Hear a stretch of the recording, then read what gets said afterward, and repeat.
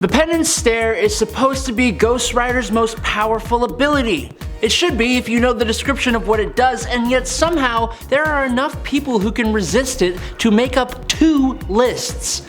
I'm Adam Andrews with Top 10 Nerd, and this is part 2 of the top 10 people the Penance Stare does not work on. Number 10, Ultron. Now, allow me to do a little bit of speculation here. While this has never actually happened, to my knowledge, a character who has no soul should theoretically be immune to the stare of the Ghost Rider.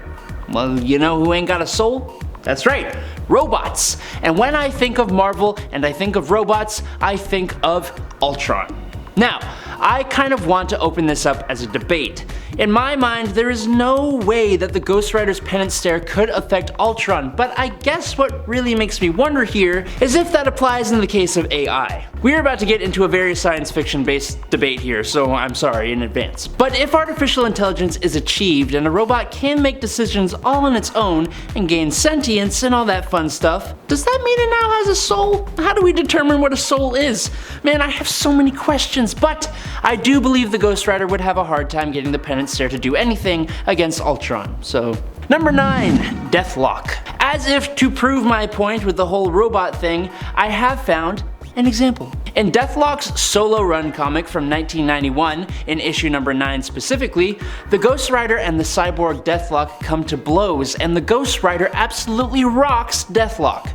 Now, while Deathlok does indeed have a human side to him, when Ghost Rider decides to perform the Penance Stare for the innocent lives the Deathlok has taken, he realizes even the human side of the cyborg has no soul. To be fair, the soul was taken or suppressed by the demon lord Nightmare, so there is that point. But still, the stare did not work and was actually used against the Spirit of Vengeance. Now, this does help me move smoothly on to number 8. Nightmare. Ghost Rider issue number 11 from the 90s, called Hex Lies and Inner Escapes, showed that Nightmare was immune to the Penance Stare. Ghost Rider Danny Ketch, who was the first Ghost Rider to actually use the Penance Stare, uses his most powerful move, and Nightmare simply just states that Ghost Rider should know that won't work on him. As a demon lord, this does kinda make sense, and the other point that is worth noting is that the Ghost Rider was in Nightmare's dream dimension when he tried to use the Penance Stare. In the dream dimension, Nightmare is basically all powerful.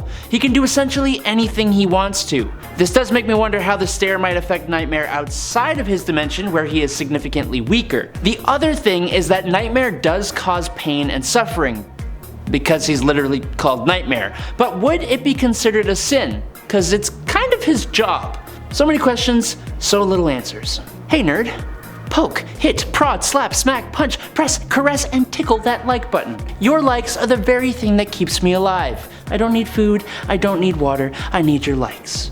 Anyways, number 7, Captain Glory. Captain Glory, or Glari, very clever, is an enhanced Kree super soldier bestowed with a number of powers and abilities by the Kree Empire. He has the superhero starter pack of abilities that all unaltered and augmented Kree possess: super strength, speed, endurance, durability, stamina, etc, etc. He can also harness and redistribute internalized ambient energy, which is always powerful, but none of these abilities save anyone from the Penance Stare.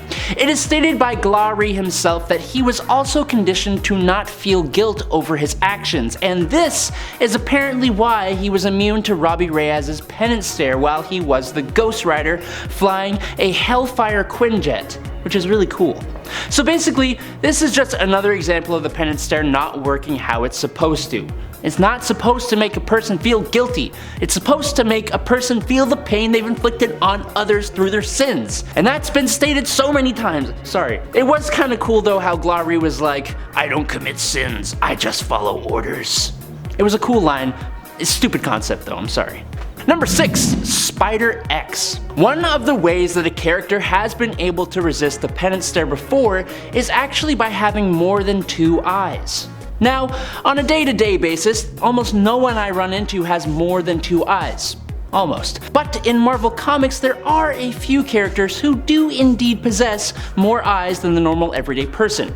Spider X, otherwise known as Brian Cornfield, is one such person. Brian was a big fan of superheroes, and being a New Yorker, Spider-Man was one of his favorites. He came into contact with a servant of Chthon who offered Brian superpowers similar to the webhead, and using the Darkhold, he was given enhanced Spider-Man-like abilities, but he also became a spider demon as well as growing extra arms and extra eyes. Which was lucky for him because during his personal war on crime, a web he spun happened to cause Johnny Blaze Ghost Rider to crash. They had a bit of a scuffle and Ghost Rider used the extremely fickle Penance stare, and what do you know, it did not work. Again, apparently all those eyes just diluted the effect of the stare. Interesting reasoning, honestly. I'd kind of love to hear your guys' theories down in the comments below. Number 5, Zodiac. Now bouncing off of that point, another character that has multiple eyes who faced the Ghost Rider would be Norman Harrison. Norman is the vessel for 12 Dicors, which are a race of demon. In return for ending others' lives to supply the trapped demons with the essence of human blood, Harrison was given 12 powers and took on the name Zodiac, with each power representing a different zodiac sign. Now, when doing battle with the Ghost Rider in Ghost Rider Volume 3 in 1991, Norman's face is revealed as Ghost Rider is going to penance the heck out of this guy, only for Norman to reveal he is 1, hella ugly, and 2, has 12 sets of eyes. Now, Ghost Rider doesn't actually use the stare, but Norman states, "Kind of hard to get a fix on any 2 for your penance stare, huh?" I'm just gonna assume that the mere shock of seeing that amount of ugly is what actually stopped Ghost Rider here. But I don't know. Number 4, Madcap. Now, to say the penance stare did not work on the incredibly insane Madcap is only kind of like a half-truth. It worked, but it definitely did not have the desired effect. Madcap is pretty mad, as you might have guessed.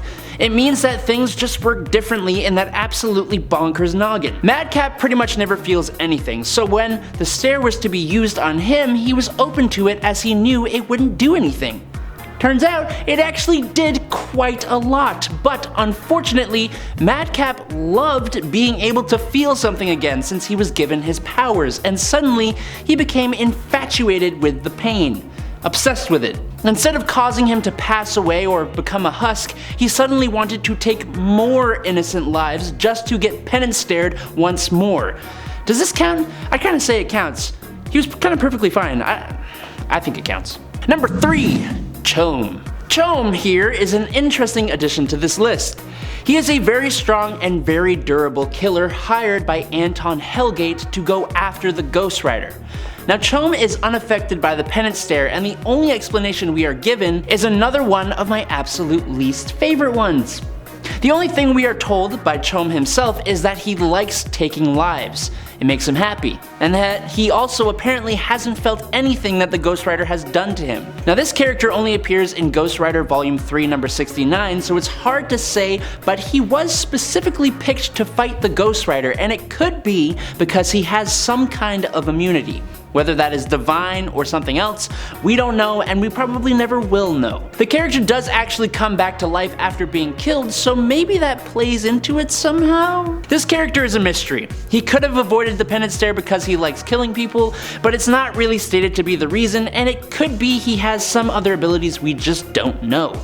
He does get chained up and defeated that way though, so there's that. Number 2, Skinner. Personally, I kinda think Ghost Rider needs to stop trying this move on demons. They clearly get like way too much joy out of it. The Lilins specifically are a group of demons created by Lilith. And they are all unique with different unique powers and abilities. But the one we want to talk about today is Skinner, who is said to be the most powerful Linin to ever exist. He has fought Ghost Rider and the Midnight Suns, but in Ghost Rider Volume 3 number 64 is the first time he actually gets dealt the penance stare.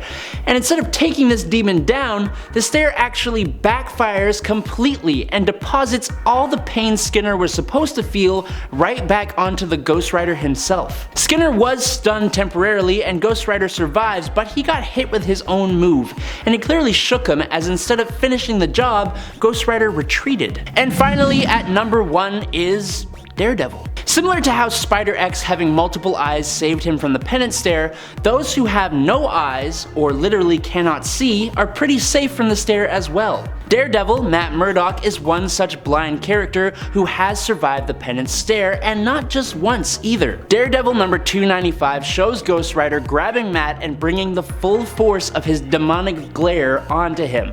And while Matt is pretty shook up by the experience, his lack of vision means the stare doesn't actually do anything. And this is another one of those instances where I kind of have to say that it does actually make sense. I agree with this one. This one's good. Keep this one. Another similar thing happens in Daredevil number 372, where an enraged Daredevil calls out Ghost Rider for his actions as judge, jury, and executioner. Again, Matt's blindness protects him, though he does show a vulnerability to the mere power of the Ghost Rider's overwhelming presence, which is exactly how it should feel to have Ghost Rider around. And boom!